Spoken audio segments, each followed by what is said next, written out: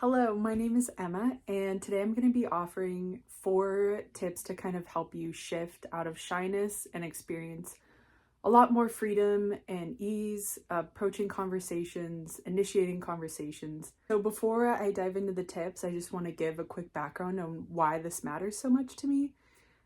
When I was a child, my shyness, my natural soft-spoken nature, was more on the extreme end of it was very difficult for me to speak up at all, to ask for help in school, or to be able to ask to go to the bathroom.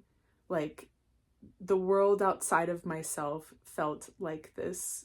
There was a very thick boundary between me and the world, and I felt like I could not step outside of that.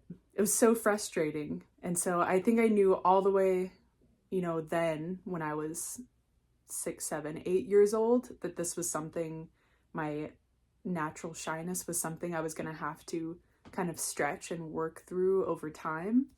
Tip number 1, the foundational level, is keeping a notebook, especially if you are a more introverted, shy person.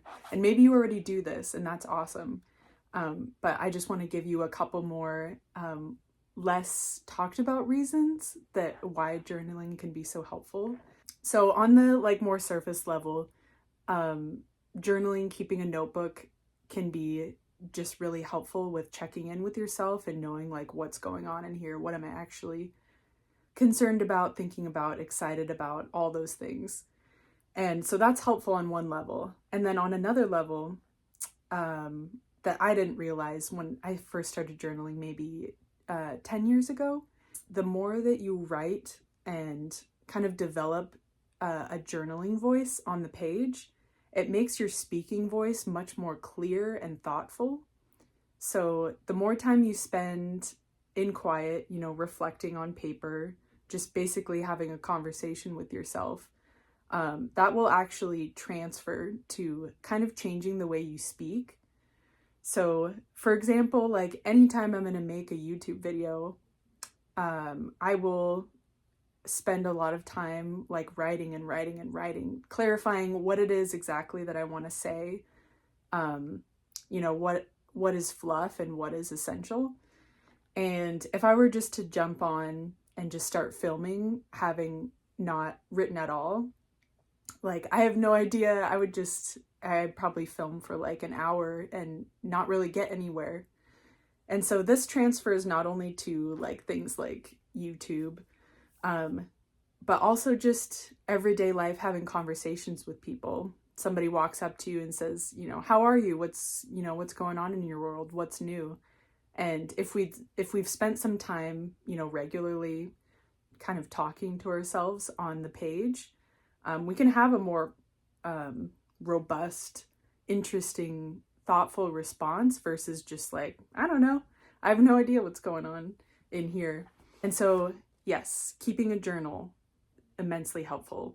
So tip number 2 to getting more comfortable initiating conversations is connecting to our deepest empathy. Whenever I'm in a room full of people, a classroom or, work, any situation, like a social gathering, if I'm, feeling really maybe anxious, feeling my shyness, and it's noticing it's present, I'll try to direct my attention and focus to someone else in the room that might be feeling the same way as I am.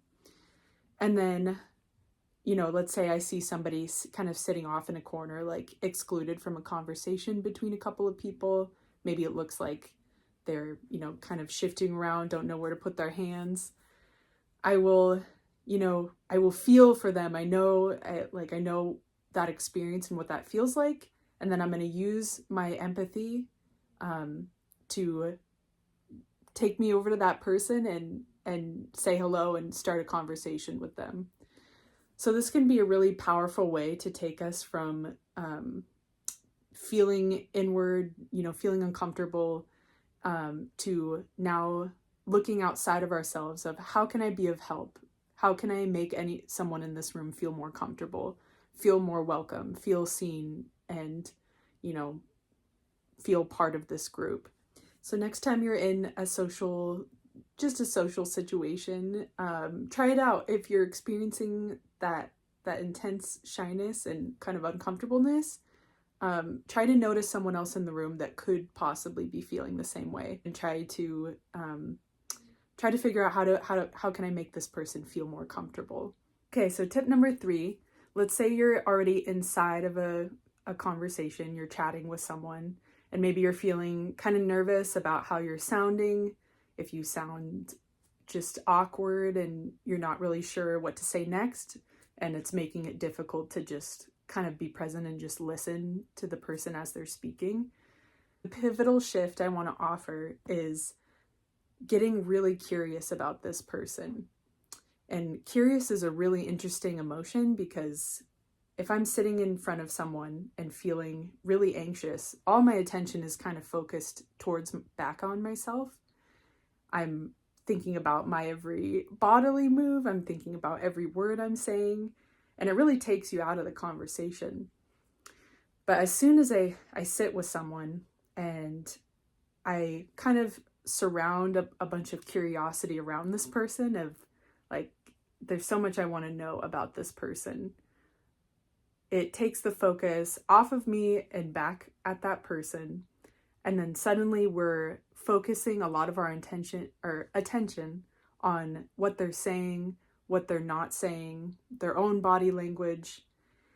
And it can help the conversation relax a little bit, because now it's not about us. We're learning about the person that we're talking to. And a question I like to ask myself sometimes if I'm having a hard time like coming up with a question to ask someone, I will ask myself, if I could ask this person anything anonymously, like if I could just like fold up a note and give it to them and they won't know it was from me, and they open it up and answer it fully and completely and honestly, what would I write on that piece of paper and give to this person?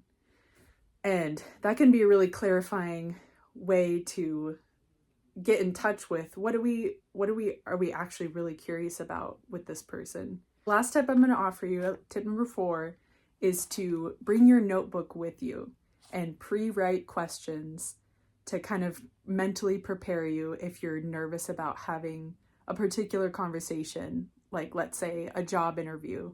The beauty of taking your notebook with you, if you're going to a social gathering, or like I said, a job interview, or maybe just meeting up with someone you haven't met before and this is going to be your first time meeting and maybe you have some jitters, any situation that brings up social anxiety, your notebook can kind of be like a backup, where if your mind goes blank, you're totally allowed to say like, hey, I was journaling this morning, anticipating talking to you today.